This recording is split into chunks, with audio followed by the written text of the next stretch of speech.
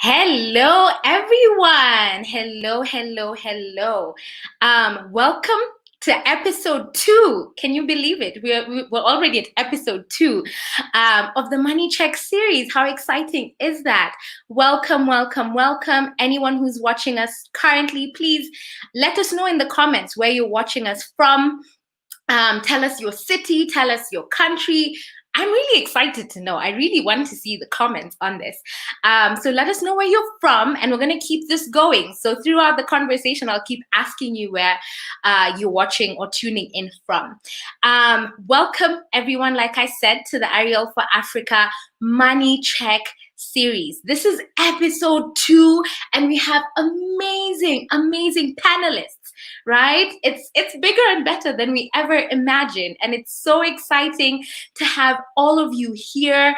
I just want to welcome you. My name is Edith Njage, and I am the CEO and co-founder of Arielle for Africa.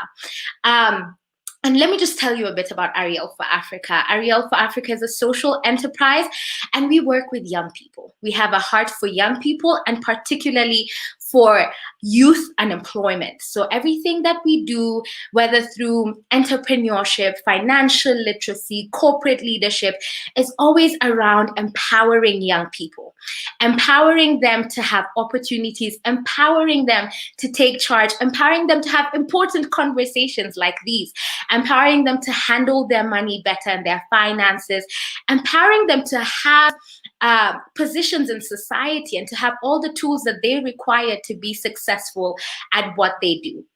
And we recently just now are launching our financial literacy arm of the company. And what does this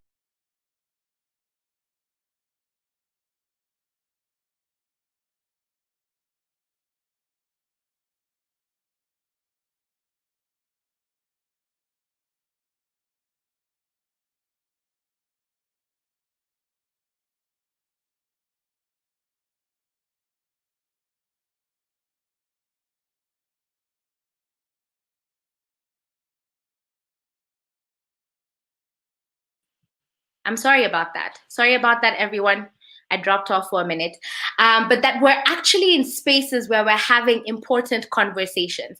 So let's just get straight into it, right? Let's just start this amazing conversation. I'm here to introduce our amazing speakers. And just having a few, here we go. I'm here to introduce our amazing speakers. We have amazing people, really. And I don't think any of you are ready for our amazing speakers. So let me just share this. Oh, so exciting. Okay, so we have our Money Check series. And if you don't know, this is part 2, like I said. And the discussion today is how to stay financially afloat in a pandemic. And if you missed part 1, maybe you did, maybe you didn't, then you just need to make sure that you head over to the link. So if you're watching from YouTube, there's a link available in the description. If you're watching from Facebook or the other platforms, there's also a link available that you can just click and watch the previous part 1, where we had an amazing conversation around the reality behind financial literacy in Africa. Why do we have literacy rates in terms of finance between 15% and 50%, and all of the rest of the African countries in between that percentage? What is the problem? What is wrong? How does that affect us in terms of poverty, unemployment, and other issues? And then now here we are, and now we're talking about just getting into more financial literacy, but more in terms of how to stay afloat during a pandemic. So first up, we have Urvi. Our first panelist is Urvi Babla. Let me just add her to the stream. Hi, Urvi. We can all see you. Hello, Tell us Edith. about How are you? yourself. We're so excited to have you. Tell us all about yourself and what you do. Thank you, Edith, and thank you for inviting me here. It's an honor. It's a great pleasure to speak to everyone today. And what I do is I work with employability issues in India. So we work with youth. We train them. We find them through in the smaller towns and cities of India. We train them, and then we give them jobs in the bigger cities and the bigger corporates in the tier 1 cities. So that's essentially what we've been doing for the last 5 years. I've been doing with two great co-founders and partners. Before that, I've worked extensively in the financial services space. I've been working in the marketing and strategy areas in national level banks in India. So this is a brief introduction about me. I love it. And just to give a bit more background, the website is available for TrakInvest, but they are actually our first partner in the financial literacy and in the finance space. And it has been so much fun just spending time with Urvi and getting to know her. And also just talking about finance and talking about how young people in Africa can get to know more, can get to use things like trading to actually become a career, and actually create opportunities for them as well. And that's just been such an amazing, amazing experience, to be honest. So for more on that, there's their website down below. But then also, if you go to the Arielle website, under our programs, there's more on the TrakInvest program for young people. So that's really exciting for us. And it's such an honor to know TrakInvest, to know Urvi, and everything. The entire journey has been such an amazing journey. So thank you so much, Urvi, for being here. I can see so many people showing up. Please, in the comments, just let us know where you're from. I'm just seeing the likes popping up. I really want to know where everyone is from. So the next person we have here is Anele. Anele Mkuzo. So it's really an interesting story. I know that you all know Anele. I've pulled her up here. You all know Anele because of Diaries of an African Entrepreneur, which is a collaboration between African Entrepreneurship Initiative and Arielle for Africa. But let me stop talking. Anele, tell them about yourself. Hi, Edith. How are you? I'm good. How are you? Hi to everyone. I'm very good. It's really great to be on this platform. My name is Anele Mkuzo. And yes, we've started a partnership with Arielle, which is going very well. We're going to kick it off again beginning of this year. I'm the founder and managing director of African Entrepreneurship Initiative, which is an enterprise development initiative that is here in South Africa. We started 2016 when we started working, and we do enterprise development programs that are aimed at entrepreneurs, youth entrepreneurs mostly, in township and peri-urban areas.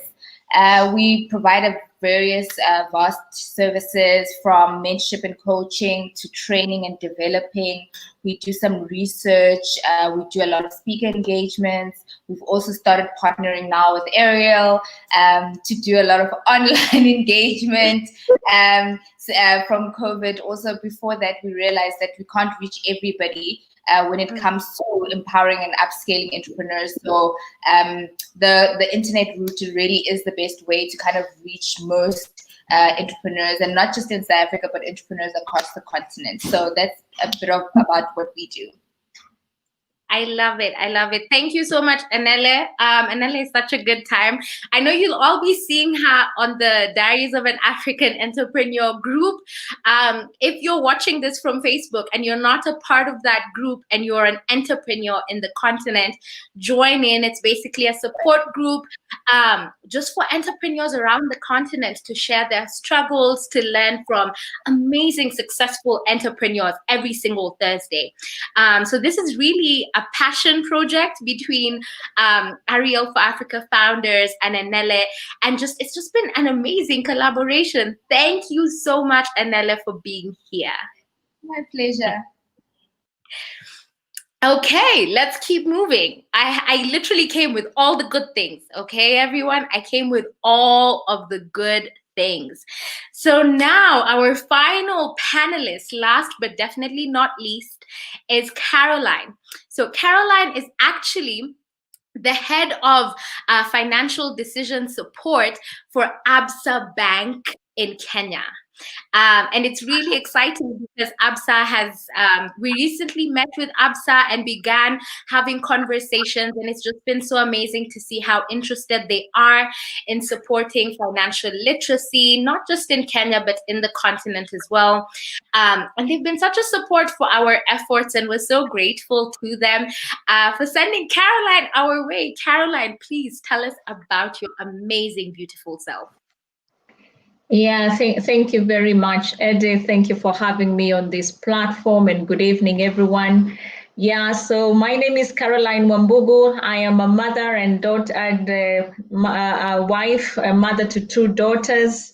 Really appreciating for this opportunity to be on this platform. As has rightfully been said by Edith, I work with ABSA Bank, Kenya, as a vice president in the finance department in the role of head of finance decision support, basically dealing with strategic planning, budgeting, forecasting, board and management reporting. That encompasses my role as an accountant, which is my profession. I additionally sit as a board member at the CFO of the ABSA Bank Insurance Agency, which is a subsidiary of ABSA Bank. And I also serve as the chair of the diversity and inclusion at the bank, a stakeholder in driving the Women Network Forum agenda and other facets of diversity at the bank. So I think that in a nutshell describes who Caroline is, and very happy and pleased to have this conversation interaction with yourself this evening. Thank you. Thank you so much, Caroline. Thank you. I think that is such a good summary. I really struggle with like summarizing who I am and what I do, and Caroline just puts it in like 5 words and you're already blown away. And so this is so exciting. This is very exciting. We're already getting comments coming in. Send in your comments and your feedback. I think for me, I'm so excited to begin this conversation, and I'm not even going to take time away from it. I'm essentially just going to add all the speakers because I think it's such an exciting conversation, and they're such beautiful ladies. So I'm just going to have all of them on here at the same time. I think that's like the best way to do it. And this is just so amazing. So before we kick this off, I will start by reading the statistics that made us realize that this is a key conversation to have. So, according to McKinsey, household financial decision makers around the globe have reported decrease in their income, decrease in their savings, and also in most countries, decrease in terms of people's job security. So most people are scared of losing their jobs. And these decreases are not small percentages, it's between 20 to 80%, either decrease in job security or savings or income. So people are taking a really hard hit as a result of the pandemic. More statistics. Financial decision makers feel that the country's economy, as well as their individual finances, are super weak. Number 2, each month consumers expect the impact of COVID-19 on the economy to last a year longer. So if we thought it would last a year, most people think it's going to last another year. And then the next thing is that job security concerns remain very high. And then people continue to say that they're missing their loan payments, right? Or they're actually reallocating, right, their finances. So if they had previously invested or saved, they're pulling out that money and they're putting it somewhere else. So this jumps into the question, how has the pandemic affected you and the people around you? I think this one we can start with Anele. Tell us, how has the pandemic affected you and the people that are around you? I think it's been actually catastrophic. If anything, we always say that you must plan for risk, you must have certain amount of savings, you must plan. But I don't think anyone planned that for maybe a year, even it's probably going to be more, your life will change so drastically. And I think personally, to speak for myself and people around us, as an entrepreneur myself, I think the biggest shock has been that we've had to adjust all the expectations we had for growth in 2020, for growth in 2021, and how we do business. Because the first thing it hit was the corporate. And those are the people who spend a lot on our business. And so we had to go back to the drawing board, because our business is saying all the money that we thought we made, and we kind of invest in these social enterprises to reach out to entrepreneurs, to work with certain communities. We just can't. We literally not even sure if we're going to make a profit this year. So we really had to go back to the drawing board. And I mean, the pandemic came with restrictions, so you couldn't trade, you couldn't have been training venues, you couldn't be where there's a crowd. It stifled then how you do business. So then we had to look at what do we do online, and how do we then pivot and still try to stay afloat.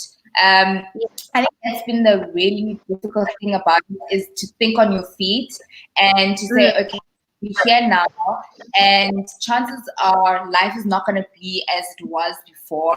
So what do we do from now going forward, and how do we think 12, 24, 36 months ahead, to say that if this pandemic and we don't get a vaccine in the next 12 to 24 months, something's going to give. So how are we then changing our income streams? How are we saving to make sure that we have enough to go around? How are we cutting our costs, and how are we looking at how we live?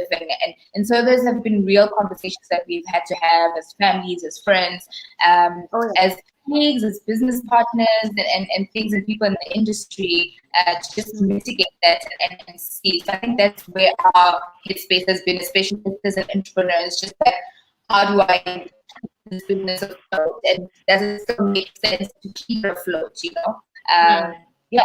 Yeah. I love that. I love that answer. I think now I want to understand, Urvi, just because of how diverse TrakInvest and your work has been. Do you think that the impact has been equal across developed and developing markets in terms of COVID-19 financially? Yes, I think the impact is everywhere. I think globally nobody was prepared for this kind of a black swan event, and it's impossible to prepare, right? I mean, nobody in our generation has ever seen this.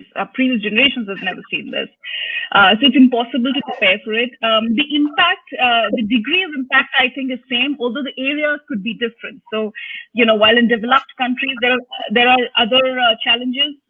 The developing countries have different challenges, because, as compared to developing countries usually, end up having some sort of saving, the population is a saving culture, whereas in a developed country, they are not used to a saving culture. So I think that's the difference. But there are, different sets of challenges that each of the countries has to go through, and the degree has usually been, the impact has been worldwide. And then what does this have to do now with the debt levels? And let me also add Caroline, because she'll give her feedback here. Yeah. You know, she's in the banking sector. What has this meant for debt levels? Yeah, so I think when you look at the debt levels in developing economies, especially, I think I've come across reports that actually talk about the World Bank and IMF data that was shared, and it showed that at least 35 countries were at risk of what they are calling debt distress. And the problem, as articulated in that particular report, I forget the name, but as they articulated, it was quite acute in the sub-Saharan Africa, where the IMF data actually indicated that average debt, I think, had ballooned to about 66% of GDP, with debt service obligations averaging about 32% of annual revenue. And the revenues have been lower, with payments of existing debt taking up a larger portion of the annual spending of countries. And this has made it very difficult for these countries to channel finances into crucial sectors like the public health sector. So really, it is a big concern.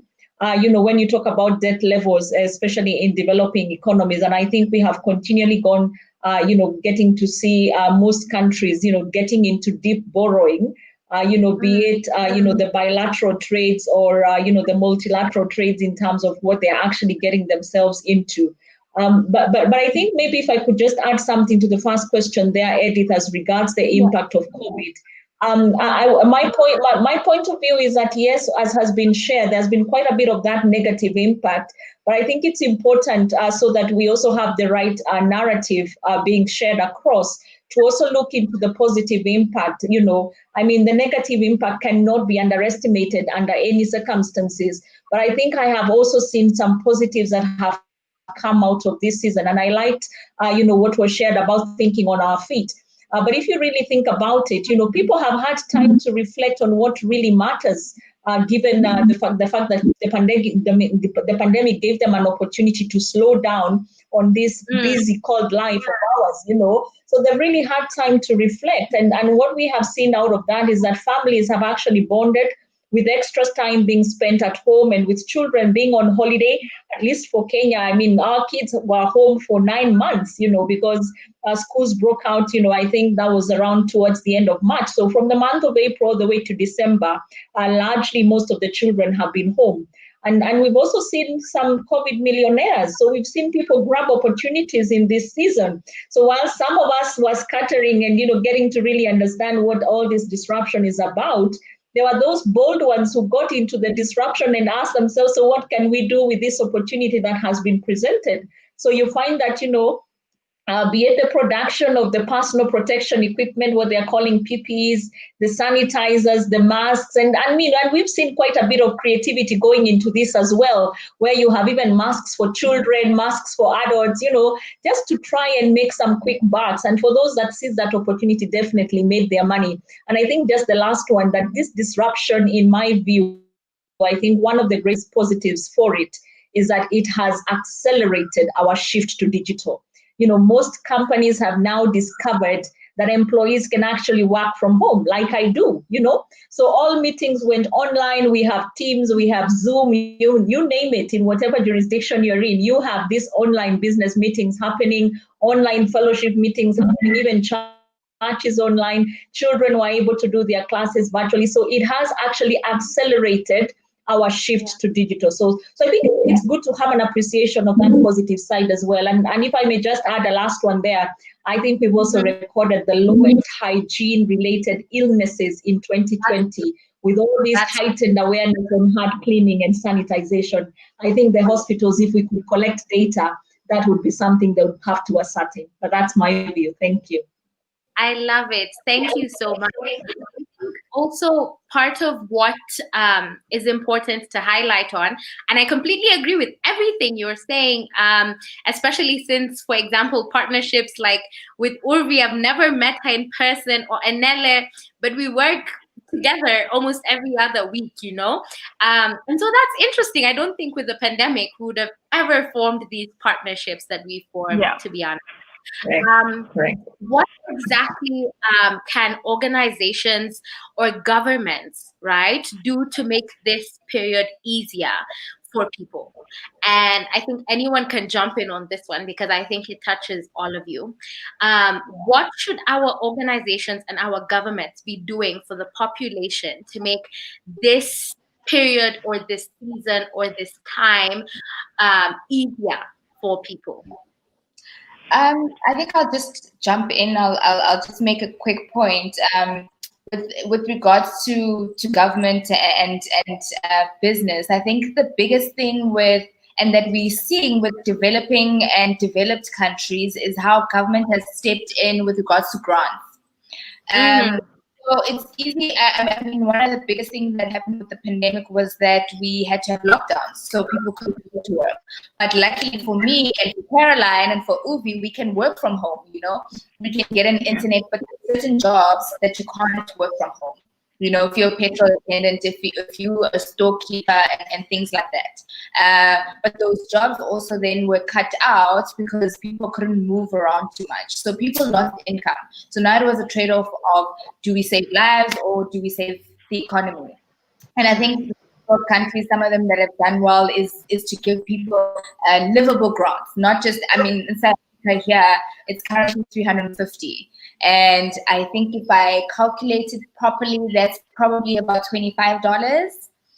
And so you think to yourself, in a month, how is a person going to go from maybe they were working, maybe they weren't, but there was a potential for them to earn and earn more.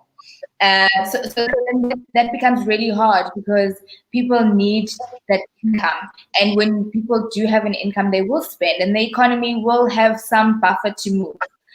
So I think the government has really, in our nations, I think here in Africa, failed us a bit in that respect. And I think with business, it really has shown the gap where business really can see that they could have done better in terms of people. We're moving into the 20th century. You can work from home. There's so many options in how people are employed and how people are managed. And so those gaps have been really exposed. And I think it's up to business to then, take up that challenge to say that, okay, how do we change how we think employees should be, how the workspace should be, what innovation and creativity is, and it's not just a 9 to 5 sit in your desk and this is what we do. So I think those have been things that I've seen that could really be done quickly, by government and leadership. I love that. I think that's great feedback, and I think we need to have leaders aware that they can make a difference. And there's responsibility. There's government responsibility, but then also us as people in leadership in organizations, we have a responsibility to be people focused as well, right? So even if work is digital, how do we maintain relationships? How do we ensure employee growth, right? As people, as leaders in their roles, and how do we almost use it to our benefit, where the work-life balance myth becomes a reality for our teams as well. So I love that. I think I want to ask Urvi, what adjustment, right, should we make? And especially since most of our audience is made up of young people, I can see we have almost 100 people watching now. What adjustments should we make in how we handle our finances? Is there anything we should be doing differently now that we're in a pandemic? So I think pandemic or no pandemic, as a rule in life, it's important for everybody to have two sources of income. I believe this completely and truly. Since the last recession that we faced about 10 years ago, 2008 to 10, that was one where I really was. It was a black swan again, and that had taken me by surprise. So. At that time, I had realized that this was the strategy and the way to go. And if you see a lot of successful people around you, a lot of people who are, they do the planning and they do the saving, but they also have or ensure two sources of income. So one source of income is your daily livelihood, your salary, if you're working. And the second source of income is always about investing. I truly believe that investing is a life skill. It has to be taught in schools, in fact, and that's what we are advocating here in India. That's what we are advocating through TrakInvest as well. Teaching students gamified how to invest in stocks, and learn basic fundamentals, basic ideas about investing. So you are making your money work for you. So you're not only earning the money through your salary, but the money that's in your bank, it's working for you while you're sleeping. So unless you do that, basically you will always be working. So if your money is not working for you when you're sleeping, then you're always going to be struggling and be in this cycle of, earning and spending. And that's not sustainable, after a certain period in life. So you always got to ensure that you are building multiple sources of income wherever you are. And it's possible. I mean, we're not talking about large sums of money. We're talking about, like if you're a salaried worker, can you do some consulting projects on the side? Can you invest? Can you, do various things you can do and be creative, And so in times like this, when you lose your job or when you lose your main source of income, you at least have the other source of income to, live by till the whole, this pandemic gets over or, the situation becomes easier. Oh, yes. And I think I love this because one of the things that has really come out, we had a pre-series before this series, and one of the conversations was one of our panelists, he mentioned that if he had been given a portfolio as a child, right, or as a teenager, and was told, this is your portfolio, you need to learn how to manage it as you go through your teenage years, he would be so far currently financially. And I was like, me too. If I had a portfolio at my 16th birthday or name it, I think it would make such a big difference. And now what I love about TrakInvest is that young people are learning things like that. They're learning how to trade in a fun way. And these are important things that are being integrated into society. So I think we need a big shift in how, especially our younger generation, sees investing, sees stocks, sees all of these elements. So we're not learning about it when we're in our 20s and 30s, you know. Later on in life, we're almost doing catch up, you know, with the rest of the world. So I love that. And I think it's very interesting that you brought that perspective as well. Thank you so much, Urvi. I think I'm going to add Caroline because I want to know, Caroline, how now that we're basically in a pandemic, right? We're basically facing, especially here in Africa, we're facing a rise in poverty levels as a result of the pandemic. What can we expect, right, from the future as a result of this? What can we as leaders, as entrepreneurs, as people in organizations do as a result of the rising levels of poverty? Yeah, I think maybe just building on from, what Urvi has said there as regards, just the disciplines around how we manage finances and generally as an individual, of course, but also as organizations, and that being a life skill, because I believe, like, for example, saving should be your DNA, that should be your culture. And I know that for those that were saving, the pandemic caught them unawares, of course, and probably now their savings have been depleted. So the question then again is, basically what you're asking, so what do we do now? But we do definitely have responsibilities as leaders to see how to navigate these uncharted waters that we have found ourselves in. And with the increasing debt at a country level and the increasing poverty levels at a personal individual level, then definitely leaders and organizations need to step in. And some of the things that come to mind, and maybe I can speak about it also from my organization perspective, as responsible bankers at ABSA Bank, we stepped in and we knew that one of the areas where we would find strain is in, the lending arm of the bank as regards people having the ability to repay their loans. And so we extended grace to them by giving them some grace periods. They were able to restructure a good, volume of loans.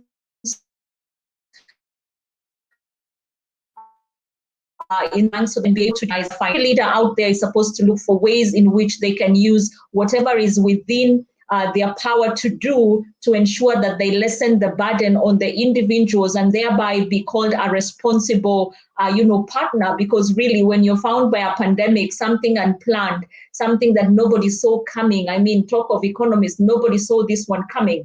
And so we have a responsibility to step in and see what you can do in your space to lessen the pain for the people that actually depend on you. And so for us as ABSA Bank, we're able to step into those shoes, extend grace periods to the people who have lendings, allowed them to do quite a bit of restructure and restructured a good chunk of the book, extended the loan tenors so that they can have, for those that were still able to pay, a reduced repayment amount. And that helped to lessen the burden on the individual. And trust you me, that also helps you to create loyalty, because once we are post this pandemic, because it's coming to an end, we now have a vaccine in place. We trust that it will come a time and we'll be saying those days when there was COVID. These are the customers that will stand with you because they know what you meant to them in their time and in their hour of need. From a government perspective, I think there's a lot they can do. And of course, the Kenya government has also done quite a bit in that respect. We did see them come into play with quite a bit of measures. They were able to relax the tax bans. And so we had higher disposable income going to individuals, those that are in the employment sector. They were able to waive, the fees on money transfer for people to be able to not only, save more in terms of what they're transferring without having to incur charges, but also just to encourage the culture of online payments in a bid to reduce, the physical contact with money and in trying to curb the disease. So there's quite a bit everybody can do in their space, be it government, be it institution, be it individuals, to try and just lessen the pain and help us to get through this season as we try to stretch the shilling to the extent possible until such a time one is able to get back on their feet. And I like that. I like that perspective. I really like that, because I think in essence that's what we're trying to do. I think now I want to just speak to Anele. Anele, tell me, as an entrepreneur, right? Because entrepreneurs, it's not just your own finances. Now, sure, it's not just you, it's the business, it's you. What advice do you have for entrepreneurs in Africa as they strive not just to handle their own, because you can save as a person, right? Business is something else entirely. What sort of advice do you have for them, or what has been your experience with AEI? I think the biggest advice I can definitely say is have an honest conversation about where your business is. What does your cash flow look like? What are your costs looking like? Your employees, are you able to pay them? What can you do? You have to have really honest conversations, and if you do have employees, sit down with everyone.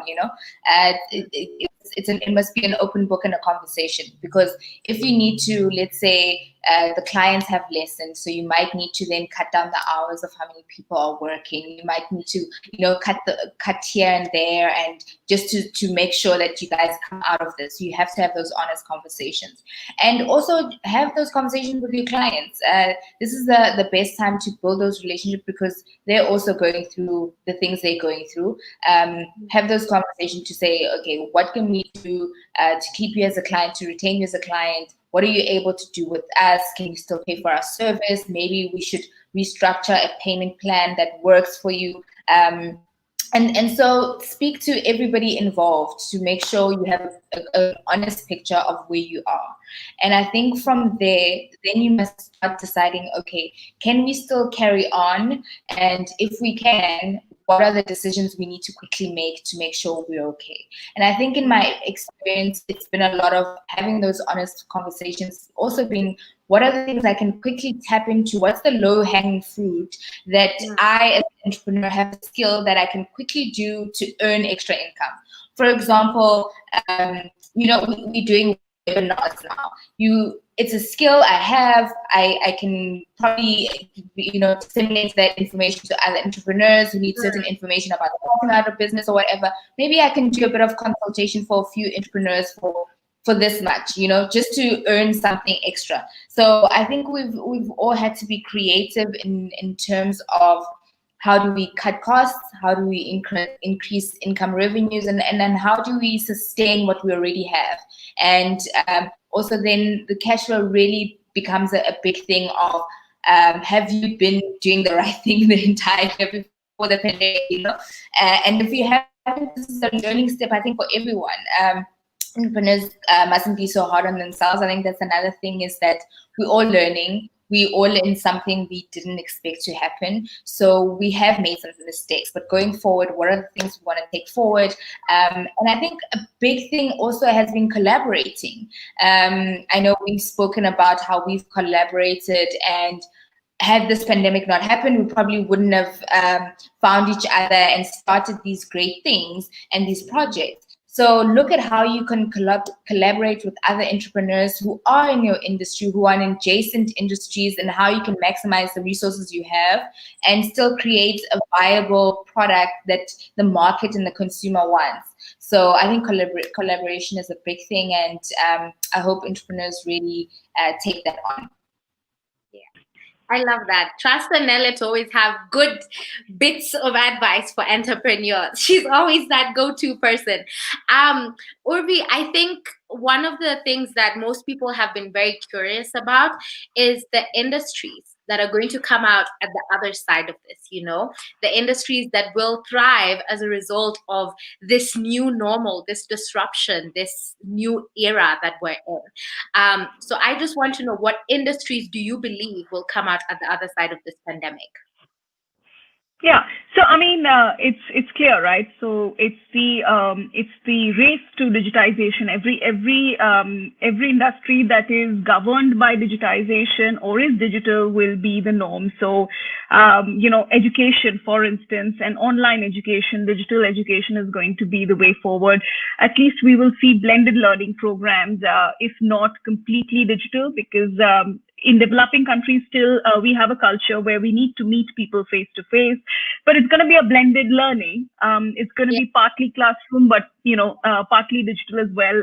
Universities are more open to teaching online programs as compared to just last year when the faculty or the university will not meet you online. They will only want to have offline meetings. So edtech is definitely one of the industries. The second is a lot of gig industries, right? So like a lot of tech workers, technology, engineers, they can all work remotely because, given this whole scene, it's all become globalized. So like now today, I have engineers working from India for companies in Singapore, for companies in Hong Kong or Thailand. So that's one of the things. Like we have access to more global jobs. So that's the positive impact, and that's how we are placing a lot of students whom we take from smaller towns. We train them, and instead of giving them jobs in the cities, now they can sit where they are in their hometowns with their family and parents, but work for a company that's global and multinational, like in Singapore or in Hong Kong. So the world is like really, opened up in terms of all the digital kind of opportunities. Clearly, I mean, even like online streaming, TV will, like theaters or TV will now be sidelined, and you'll have a lot more online streaming platforms, online content being created. So that's another industry that will come in, quickly. These are some of the things that come to my mind right now. But anything that's to do with digitization is definitely going to pick up. I love it. And while I have you here, what are you doing to stay financially afloat, you as a person, in this pandemic? Okay. So, I mean, given my background, I think for me, investing is the way forward. And it's something that I hold dear. I completely believe in it. If we choose the right, I'm not asking anybody to do like, very rash kind of investing or trading, but more, picking the right companies or picking the right financial instruments for a long-term investing kind of approach. That's something that's definitely kept me financially afloat. Given that I'm an entrepreneur myself, and we essentially did not have, clear access to funds during the pandemic. So we had to pay our teams, but we are the last one to take our salaries. And also, essentially, that's the way that we have stayed afloat. I have just, focused on investing and building that income as a secondary income, and, learning it, like picking the right stocks, actually learning which companies will do well, probably picking the companies that give you dividends. So you have like these intermediate income that's coming in, that's helping you throughout the year, stuff like that. But there are other ways that I have seen, in very, very creative ways. And I have actually hired a few people in the same way, which is the gig economy, where you could go to online platforms and actually provide your services for a fee, like on an hourly basis. So say, for instance, you were in a marketing role in a company, and you were working, but you lost your job, and you were probably a manager level employee, and you lost your job because of the pandemic. But you do have those skills, and those skills cannot be taken away from you, no matter what. So you could offer those skills to companies anywhere across the world through online platforms today, and you could do you could break that work down and do for multiple companies, and who knows, that would be your way forward. You may never need to work again in a job. You might just end up doing this kind of projects at flexible hours, working from home, and discovering new paths in your life, So I've seen many people do that, especially women who were really struggling with jobs and family and children, this is the perfect opportunity because employers are looking to hire people on consulting or smaller short-term projects rather than have a salaried employed on their books, because nobody really knows what's the future. So instead of building a team and building fixed expenses, we want 1 or 2 months employee projects, and these are the opportunities that have become available today, which just waiting to be capitalized. I love that. And I like the perspective that you've introduced, because there's actually a question that has come in. And I think, Caroline, you should answer this question, which is, how has the transition for you been? Because I'm assuming they mean you, since you're the one who is working in more corporate setting. How has the transition been for you from working in person, so previously, to now having your job, like you said in the beginning, be mostly online and all the meetings are virtual? I know you mentioned your family. So how has that also been for you, still having this massive role, right, but doing everything from home now? Yeah, I think that's a really good question. But I guess what I would like to say, and especially with regards to how I've handled the transition, is that it all starts with the mind. It's a mind shift change.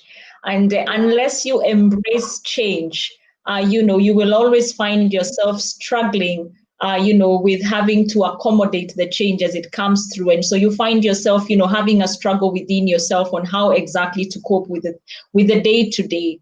So one of the key things that I did, and I guess this comes with a bit of my exposure in other areas, I have always learned to embrace change. So I can tell you for a fact, my working from home, which I have been doing now for over 6 or 7 months now, has been such a welcome, I would say, interesting view of how work is done. And the beauty about my organization is that it's something they are really, really encouraging. So it's one of the new learnings in this season of COVID that we are saying, even post-COVID, we are not looking to go back to how things used to be done in the past. We are actually embracing the new learnings that have come with it. And the reason for that really is because, number one, as I'm a family person, so you get to have an appreciation of quite a lot that happens in your environment. So as opposed to the way ordinarily you'd have to leave in the morning, leave the house, you have no idea what's happening with the children. Yes, you've planned out that they go to school, they come back, maybe they're dropped and things like that. But just being now in their space, and in this particular season with them having been at home, we've had quite a lot of interactions. I'm able to do lunch together with them. I'm able to, even do breakfast now comfortably with them, as opposed to when you'd ordinarily have to leave them asleep or things like that. So it has come with a very good side to it, a side that helps you to be comfortable in your own skin as you now do your work from home. And I must also say, for the children, it's been a good thing for them to see their parents working from home, because now they have a better appreciation of some of the things that we do, and they get to also appreciate the effort that comes with it. So nowadays, when we go shopping and you tell them, no, that one, let's it wait for next month, they are understanding, because they can see, oh, you've got to put up with all those hours seated at your desk. In fact, my daughter gets to ask me, what do you do with a computer? You're staring at a computer for a whole 8 hours. What are you doing? And yet I'm here telling her to stop gadgets. So she wonders why should she stop gadgets, and I'm on gadgets, 8 hours a day. So it's been an interesting, I would say, transition, but it's all a mindset shift, so that you can be able to embrace it and really just accept it as a way of life. Of course, there is a negative aspect to it, in the sense that with the in-person, the physical interactions that used to happen in the office, there is that piece of feeling that you're somewhat getting disconnected from just the bonding that used to be there with colleagues and with your department and with your team. But I guess I would say, when you embrace a new change, you ask yourself how then to mitigate that negative aspect that's coming with it. So once in a while, I will go into the office, or once in a while we will just have, just an easy meeting or online, just to touch base with people. And that has helped to maintain the connection. So it's not always, we use Teams for meetings. So it's not always team meetings for serious things, but we also make it for fun things, so that there's that feeling of we are still in touch with one another. And that has helped really to just keep the bond going. But I think it's something that we should learn how to embrace. There is a positive impact, of course, on the company side because there is reduced cost as well. You will find, and I trust as was being said by Babla, you will find that people, as they embrace this, you'll probably find organizations having to release quite a bit of office space, because if they are able to empower and resource their teams to work from home, then there would be no need for that physical space, as it were. So, and with that comes reduced costs, and of course a better bottom line. So there are pros and cons, and I must also add there and say, of course, from a personal perspective, it's a saving on costs for transport, so you don't have to incur transport costs, and I think you sleep better because you don't have to wake up so early to beat traffic jam. So it has improved on the quality of life. That has been my experience. Quite wonderful. I appreciate that. I think that's all feedback. I think now the final thing I want you to answer, because Urvi has answered this as well, is what are you doing to stay financially afloat in the pandemic? She talked about investing. What have you been doing? I guess for me, because I'm in the finance space, and I did say that I do planning and budgeting. So for me, saving and investments and planning, budgeting, that has been my lifestyle, at a personal level. But I think really maybe just to help those who may not necessarily have that, that information with them, I could share a few tips. Just based on what we are doing. Because if you think about it, really, at the end of the day, financial wellness is supposed to cater for your basic needs. It's supposed to help you maintain your current living standards and also facilitate your wealth creation. So the whole planning around it, and for me, I've had the benefit of having been, or rather being in employment, I've had the benefit of having a salary coming through. But I do appreciate and I take cognizance that there are those that have lost jobs or have suffered salary cuts or have had to go on unpaid leave or have actually even been laid off. So yes, they have definitely suffered that financial, impact, as it were, from this particular season. So my thinking and my advice to us is that, we cannot run away from financial disciplines. Those ones maintain and stay. Financial disciplines of being increasingly aware of your spending habits. Reduce spending and keep it to a minimum. Only keep it to essential services and goods.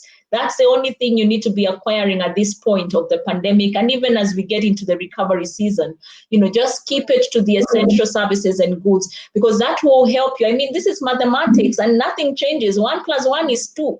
So if income is not coming through and you're busy just spending away, you don't expect your bottom line to be healthy at a personal level. So if you can reduce that cost, that expenditure, and keeping it to only what is needed, what is required. Like, for example, working from home means I have also reduced the number of times I get to go to the salon, because, I'm in my home environment, and because most meetings are not with the video on, you're able to pace yourself to have some downtime on your hair, so to speak. So here, speaking to the ladies. So those are some of the things you can do to just ensure you've got quite a bit of a sizable disposable income at the end of the day. So the financial disciplines is something we must really do.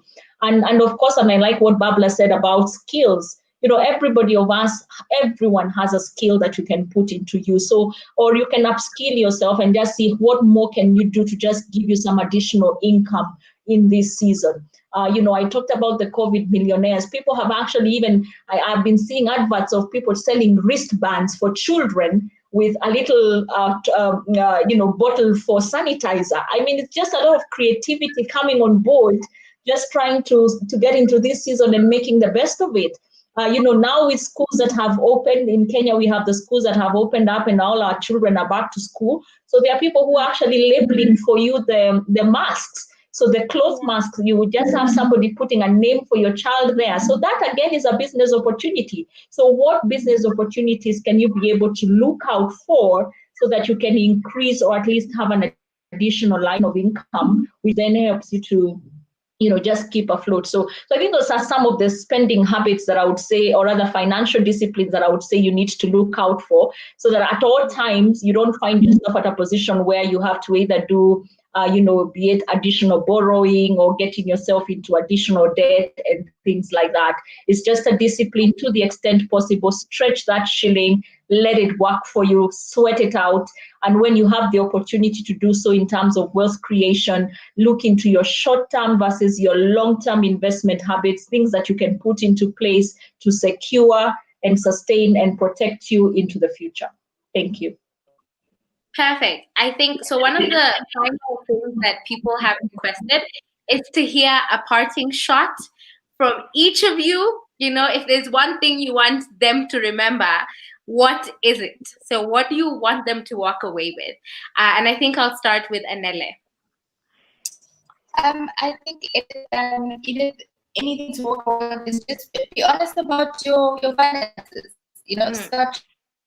Start there. You have to be honest about what you're spending, what you're making, and what are you saving, if anything at all.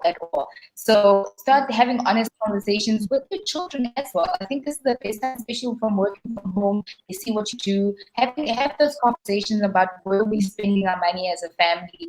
Where do we need to cut as a family? How do we increase our savings? So have those conversations, and I think that's where we'll actually grow young people into being comfortable talking about money. Because I think some of us grew up with families where you ask things and it'd be like, no, we can't talk about money. Talk about how much you earn. Talk about, it was this taboo thing when you want to talk about money. So this allows us then as families to have those honest conversations about what kind of money is coming into the family, where are we spending most of our money, where can we save, and I think start if we're working from home, really go back and negotiate, for example, things like your insurance for your car. You shouldn't be paying that much because your car's parked all the time because you're not going anywhere. So really think about where can I renegotiate my interest rates, my this and that, and I think you can take it from there. Yeah. I love that. Thank you so much, Anele. Thank you so much. Let's hear it, Urvi, your parting shot. I think my parting shot will be to develop multiple sources of income, to create that kind of a habit where you always have two or more sources of income, at least two sources of income, so that in any situation, in any pandemic or no pandemic, you always have, you have hedged your risks and you have two dependable sources of income from where you could, just earn your money from. Yeah. Oh, I love it. Perfect. Sources of income. I love it. Okay. Let's go, Caroline. Yeah, I think my parting shot, if I was to summarize it, is to tell us that it's not what you make that makes you wealthy. It's what is left behind after you have spent what you need to spend. That is what helps you grow your wealth. So it is very critical and very important for us to be cost conscious of our every penny, because every shilling that you have is a seed. And if you don't look after your money today, the money will not look after you tomorrow. So I think having that relationship with money of awareness will help you to wade the waters today and will help to secure the future of your tomorrow so that you can be able to always remain financially afloat. It's not what you make, it's what is left over that makes you wealthy. Thank you. I'm not even going to add anything. Someone needs to stitch that on a pillow or tweet that. People need to tweet that. I love it. Okay. So as we close off, I just want to remind you that there is part 3, okay? Next week, same day, Wednesday, same time, 7 p.m. EAT time. And you can join us again because this time we're going to be talking financing for women. So we've titled the next episode, Empower Her Finances, Financial Literacy Conversations specifically for women. And you do not want to miss this. You absolutely do not want to miss this. And in that same breath, we have our Arielle for Africa Financial Literacy Program starting in February, where all of these conversations will be a lot more detailed. When we say budgeting, we're actually making a budget with you. Saving, we're making a savings plan with you. Investing, we're finding the investment options that fit your lifestyle. Everything done specifically with a financial advisor just for you.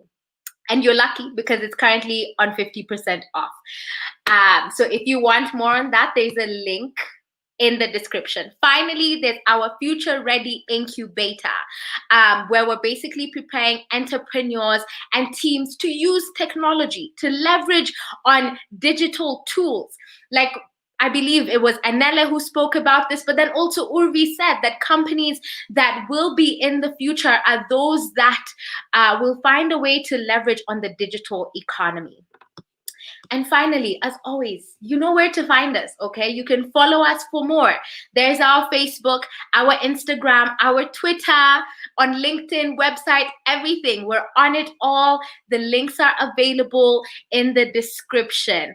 And I just want to say thank you, everyone, for being here. Thank you for all your questions that came in as well. Thank you just for being a part of the Arielle for Africa family, for being a part of these amazing conversations. We're so grateful to have you. Please join us next week. Tell your friends, tell your family. We want to see you. I want to say a special thank you, and I hope that you will all join me in thanking Urvi, in thanking Caroline, in thanking Anele for being a part of this conversation, for being a part of this important key conversation. If you missed any part of it, because I know people were in and out, please go and watch it back. There's going to be a recording that will be posted on our YouTube and Facebook pages for you to re-watch if you missed anything. But until next time, bye-bye.